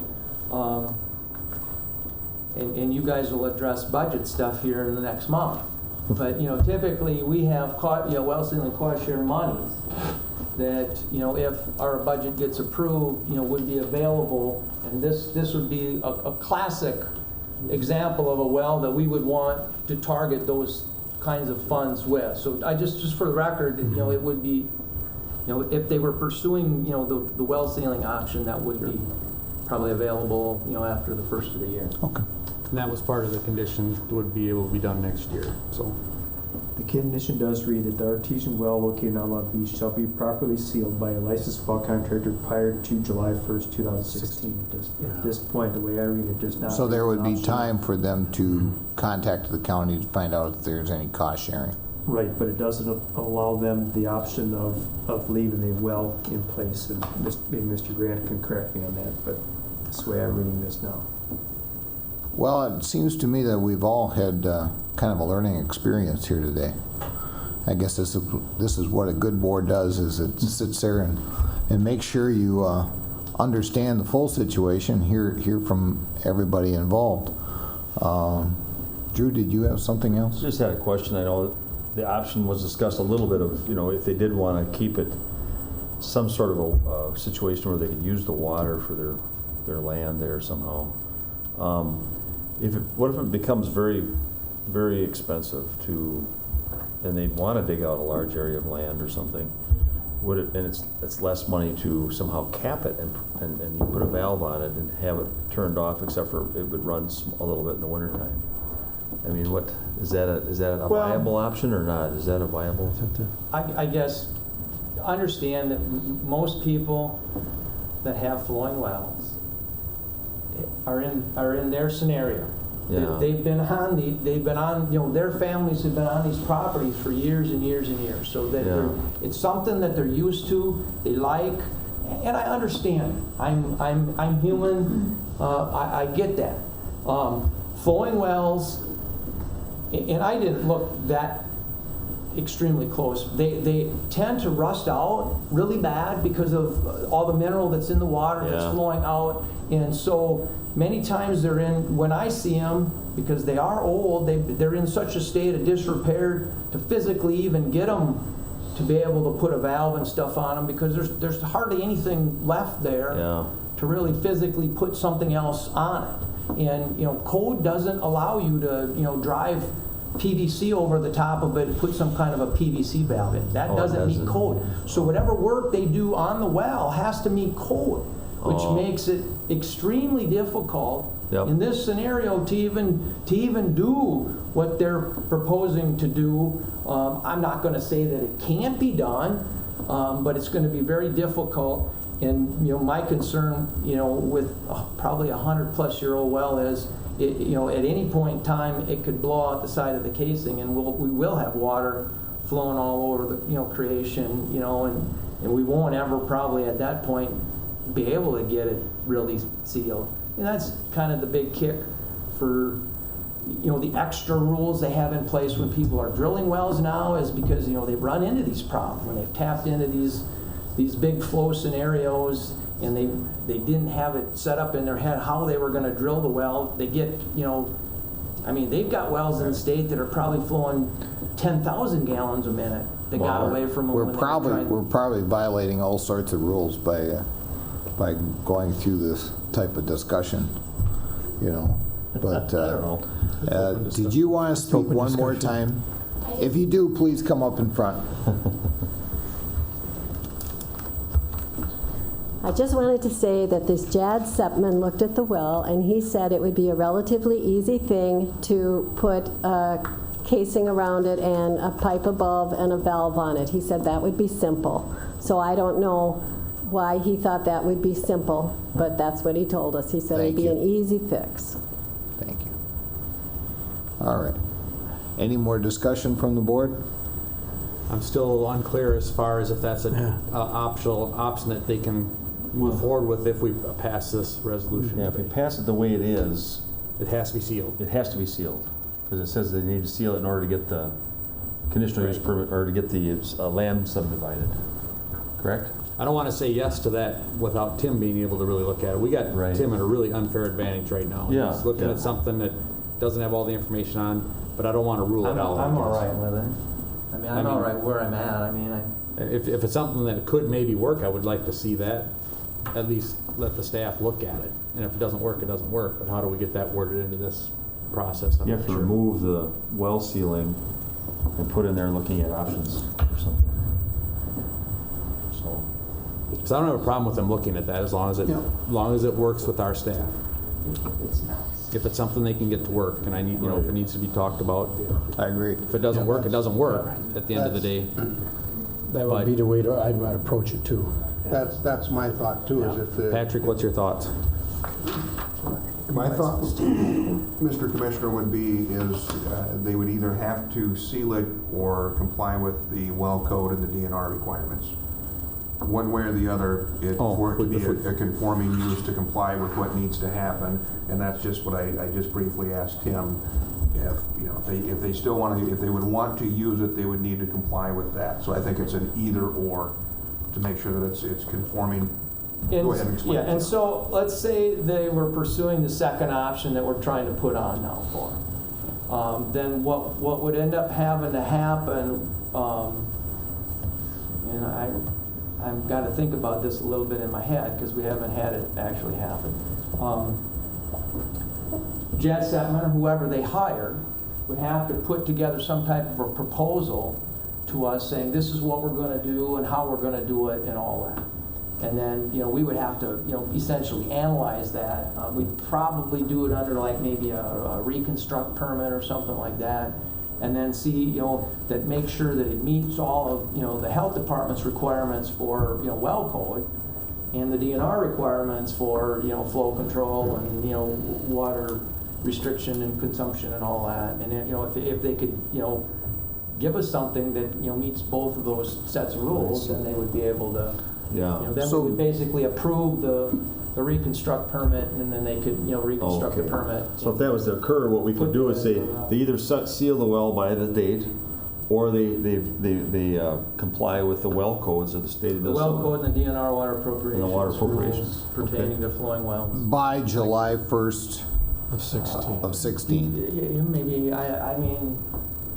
Because it seems pretty evident. I would want to maybe give them if they wanted to pursue the second option, I would probably suggest maybe an August 1st deadline and give them another month. Because if it's a bad June, it's wet down there. If it's a bad June, a July 1 deadline's pretty hard. And can we do that? Oh yeah. And understand, we put deadlines on. They aren't always, hard and fast. I mean, we do use some judgment when, have extenuating weather circumstances and whatnot that, if we have a deadline even on there, we can say don't, as long as you're pursuing getting this done, we're not going to get real hung up about whether you get it done August 1st or it happens to be August 10th. I'm not going to lose a lot of sleep over that. Who would like to make that amendment? I will. I'll second I'll make the amendment that we keep the language as it is and amend on top of that well drilling portion and or have a well that is that meets state statutes. A well reconstructed to meet state statutes. Reconstructed to meet state statutes and DNR water appropriations. Requirements. Yep. By August 1st. Okay. All right. Second. All right. There. I think they're still limited on what they can do, but at least we do have some options out there. And At least the option's there if you want to. Because if it costs too much to fix it, you might as well, yeah, might as well or if it's cap going the to be too well much, and use it. might be Yeah. too much to do the other one, they'll have to cap it. So Yeah. at least this leaves a couple more options, and I want to thank the staff for kind of working through this with Thank us. you. And Thanks a lot, Tim. Any more discussion on this amendment? So we have two votes to take here then, right? Is that Yeah. okay? Any more discussion on this amendment? Sorry. All in favor say aye. Aye. Against? The amendment's passed. Any discussion on the original motion As amended. No. as amended? All in favor say aye. Aye. Against? That's passed. Thank you very much. Thank you. Thank you. Government at work. Yeah. Good or bad? All right.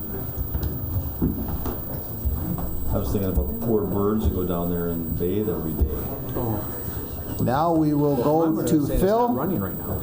I can ask you up here and we can get some stuff done. I thought we'd do Hopefully we administrative can make, services and make Phil hopefully wait we can get to our meeting at 12:30 today.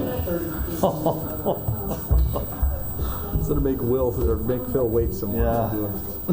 Well, Phil, we don't want Jay to wait. Yeah, that's the only thing that Been bought here a you. long time already. Complex department. See, thank you, Tim. All right, go ahead, Phil. Mr. Chair and Commissioners, thank you for seeing Jay and I today. I have several action items that I'm going to ask the board's approval on. Running down those fairly quickly here. The first one under public health, Minnesota Department of Health contract for our immunization registry grant. It allows MDH for us to engage work to support immunization efforts targeting outreach for medical assistants in Minnesota Care enrollees birth to age 20. The total grant amount is $41,484.92, which is just like a $17 decrease from the previous year. It is a renewal, obviously, and the term is January 1st, 2016 through December 31st, 2016. Children and Family Services, there's a number of items under that unit. Greater Minnesota Family Services provides us a family group decision-making service, and this is really for relative searches and also developing family plans with a lot of the stakeholders that are involved in these cases. So we all get together and they facilitate those meetings for families involved in child protection, community corrections, or children's mental health services. This is also a renewal. The rates have not changed. The term January 1st of 16 through December 31st of 16. Actually, the next two items I can take together: Associated Psychology Services and Counseling, Carlson Counseling and Consulting. Both of these contracts with these two different vendors allow us to do parenting capacity assessments and related evaluations.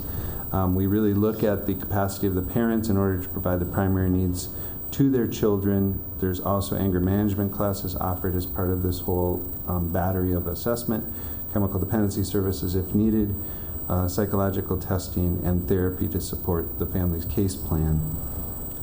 Under the Associated Psychology Services, there is a 1.5% increase in rates, and the term is January 1st of 16 through December 31st of 16.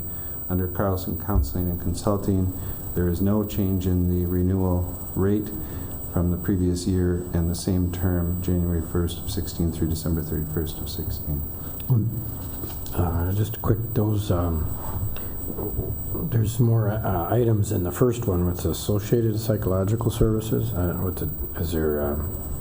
So they both are a little different? They're not covering the same scope? They're not exactly. Because the one has the increase and the one doesn't. So. That's right, and they're not exactly the same battery of services they provide. I will say that with the parenting assessments, it's a very holistic kind of rate-based situation. Some of these, I think one of these vendors charge about $2,000, the other is about $1,700 per assessment, so it's a whole bunch of things.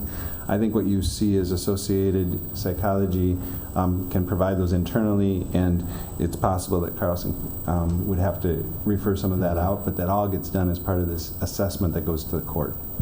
Okay, so both of them, are they from out of town? Nope, they're both from around. They are from around here? Area, yes. Okay. I think they're both structured differently because one of them has more employees. That's right. And the other one is maybe a standalone. Yeah, smaller. Yes, correct. Yeah, that'd be the Carlson one. Right, probably. exactly. Probably just contract. Help some of those, exactly, Commissioner. Next item, Bethany Christian Services of Minnesota. Bethany contracts with us to do pre-adoptive shelter and foster care services. This is really for the sake of adoptive placements in particular, but they can do the other services of ongoing foster care and shelter care as well. Our rates have gone up 1.5% as negotiated with the vendor, and the term of the contract is January 1st of 16 through December 31st of 16. The rates vary between $25 and $43 a day depending on the service. I'm trying to think, just for the board's awareness, that the adoption, pre-adoptive homes are actually the cheapest, so at the low end of that variable range, because you know where you're going. You're expecting this child to be adopted by this family, and so they might get more around the $25 a day. Foster care is in between, and then the $43 at the top end of the range is for that shelter care, because it's pretty transient. You're kind of taking a kid that you don't know in, and because of that, there's a lot of wraparound services, so that per diem is actually higher, up to about $43 a day in this contract. They're local too, aren't they? They are. Yes. Finally, third section, Adult Behavioral Health Unit. Just one item under there, which is our Brown County Evaluation Center contract. And it really is a purchase of service agreement with Brown County Evaluation Center to fulfill our statutory mandate to provide detox services to citizens within our county.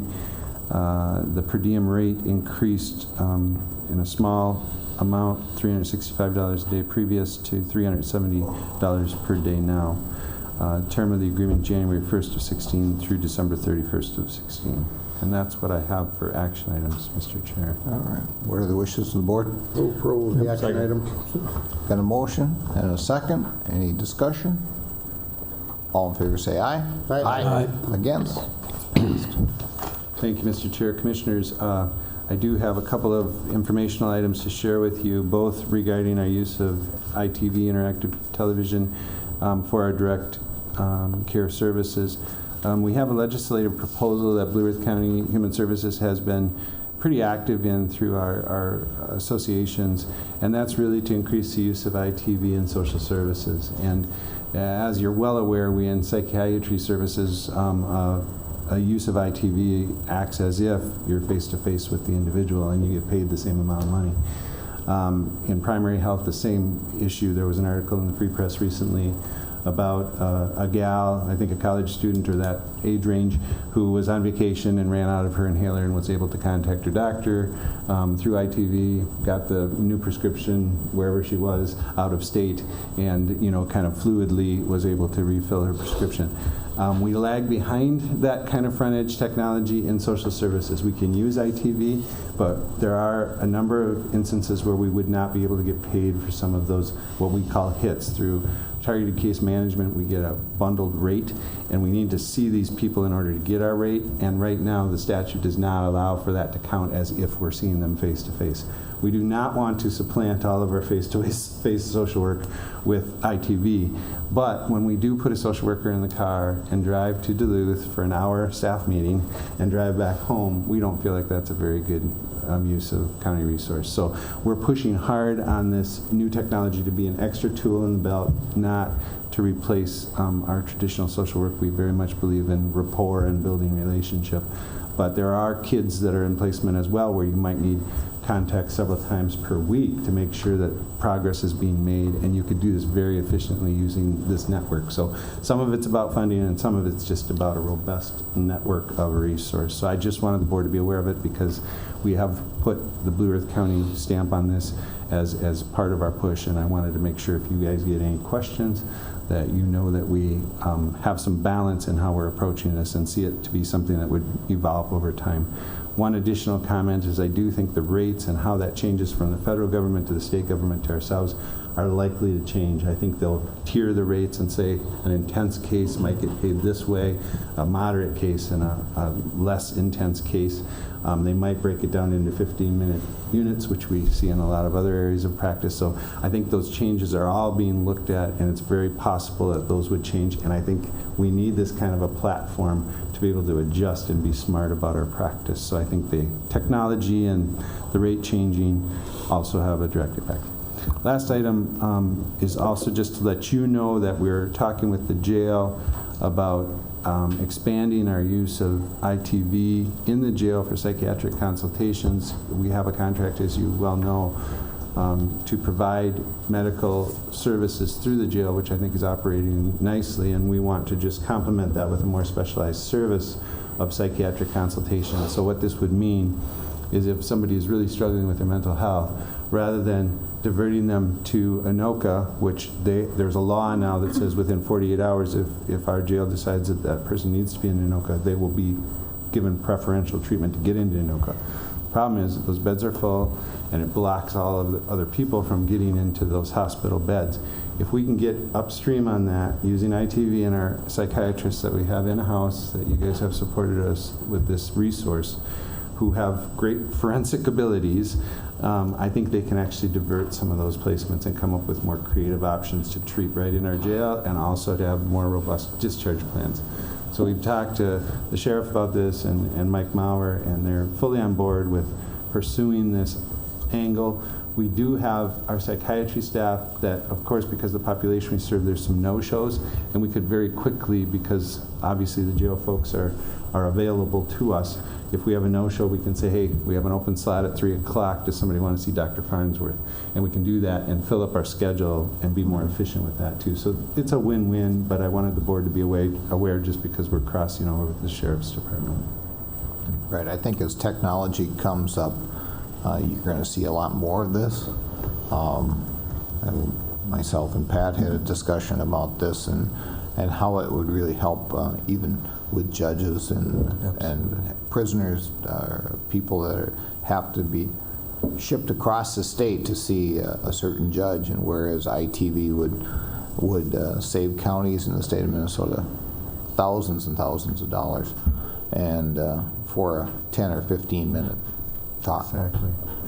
So, good idea. Chair, I just have a question of something from Phil, if that's all right. Go ahead. Just curious, I know that you bring up the mental health issues within the jail, ITV possibility in the future as a use.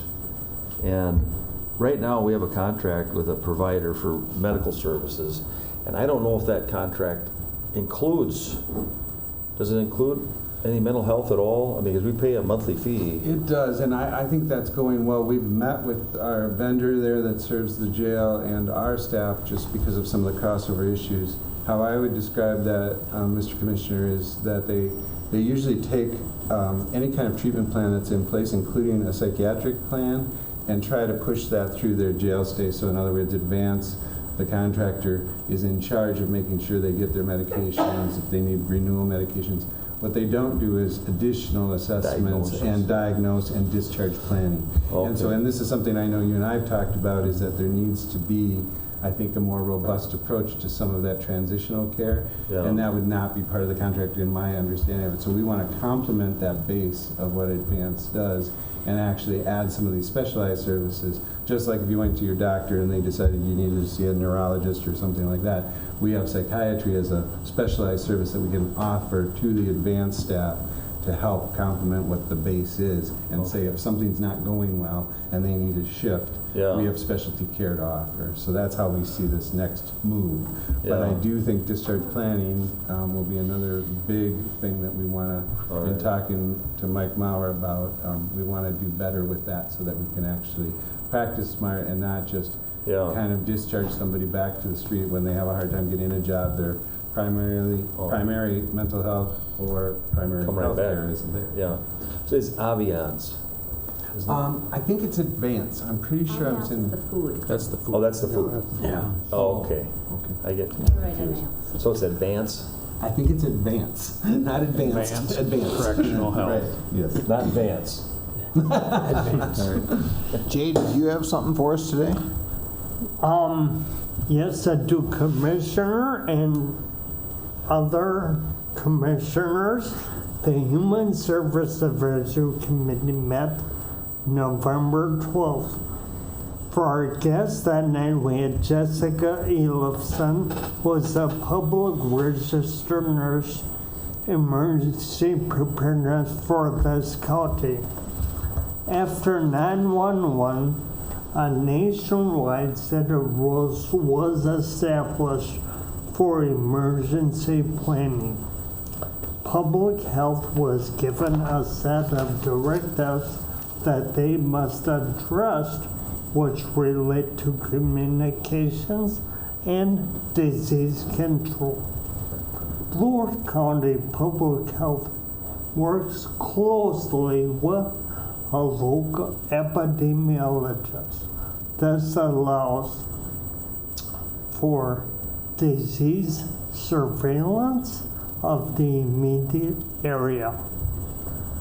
Under social services, we had three that I'm going to point out. There were recently 3 new hires for Child and Family Services Unit: Jessica Lackery, Case 8, Rhonda Moorhan, Child Protection Specialist, and Melinda Kranz-Marble, Child Protection Specialist. Prenatal exposure to chemical dependency is discussed, and what measures are taken to help assure a healthy baby. The Social Service Task Force has reached out to the Salvation Army. They would like to help the Salvation Army with any needs that they are able to undertake. Under a mental health task force, I have four, I'll name all of them. The Behavioral Health Unit's addition of new intake cases, management work as a lot more covers to assist with walk-in clients and referrals for individuals in crisis. More beds for psychiatry are needed in our area. The CBHH facility in St. Peter has a bed capacity of 16, but due to a shortage in nursing staff, the bed capacity was lowered to 10. The crisis center is staying quite full with average capacity of 8 to 11 beds used daily. The Mental Health Task Force was asked to identify current needs going unmet. I'll name a few of them.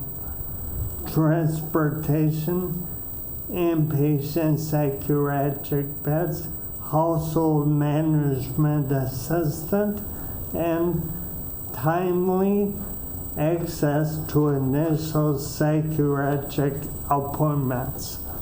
Thank you. Thank you, Jay. Thank you, Jay. Thanks, Jay. Thank you very much. Thanks, Phil. Appreciate your time. You bet. Thanks, Phil. See you. Bob, we're going to go back to Administrative Services. Mr. Chair and Commissioners, the first item is the county board minutes for November 3rd of this year. Move the minutes. Second. Got a motion and a second. Any discussion? All in favor say aye. Aye. Against? That's passed. Next would be the bills for the weeks of October 29th and November 5th. I'll move the bills. Second. Got a motion and a second. Any discussion? Just had Go ahead. first week's dirt merchants. I just want to, trying to remember what that was for. Contractor services and site grounds improvements. Brad's Auto. That was some Is that drain their- tile that was installed at the Justice Center to address some of the water issues we had up there. Which company was that, Mark? Dirt merchants, Dirt yeah. merchants. That's, they did get the former They're doing Brad's Auto. They're doing that? Okay. Anything else? There was another one here. Quick. Oh, well, where'd it go? I circle them now. Oh, there it is. Oh, yeah, that was building improvements, 10 Keenan Construction.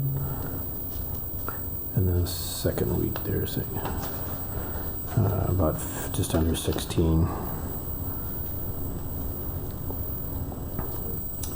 That was repairs here at the courthouse to our stones. Oh, they did the steps, stones, okay. The 4th Street side as well as the front, or the entrance All right. off of 4th Street. Thank you. That's all I had, Mr. Chair. Thank you. Anyone else? Was that the Foth infrastructure? That wasn't Foth, was it? No. Okay, because there's a building improvements there too that was 58,000 and then 11,000 and then almost 5,000. That was both a combination of the Ponderosa landfill building as well as the construction of cell 11 out at the landfill. Oh, so it's all out there then? Yeah. Okay.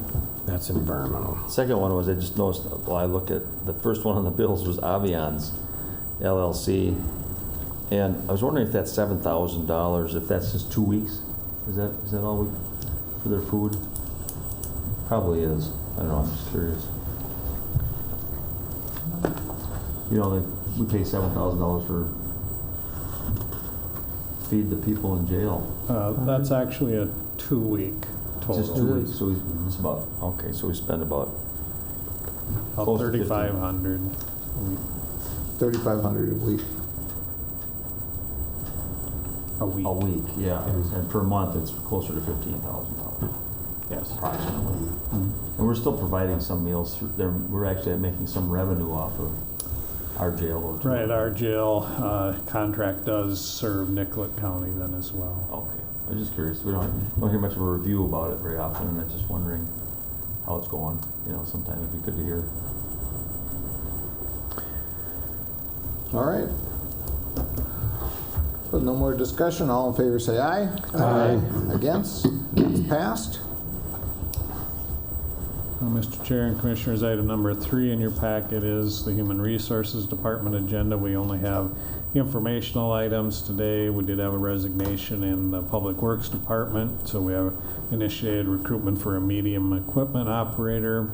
And then we filled 2 positions, one in the Taxpayer Services Department, as well as a custody officer, a part-time custody officer in the jail. Thank you very much. And the snowmobile maintenance grant agreement?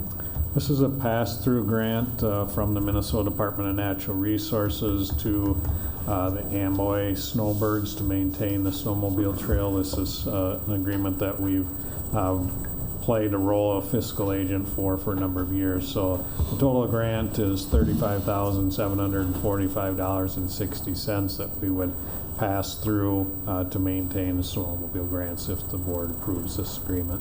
All right, wishes of the board? Second. Got a motion, we got a second, any discussion? Just noting the change in with this low snow year deal with reduced revenue. That was interesting, but yeah. Other than that. Okay. Any more discussion?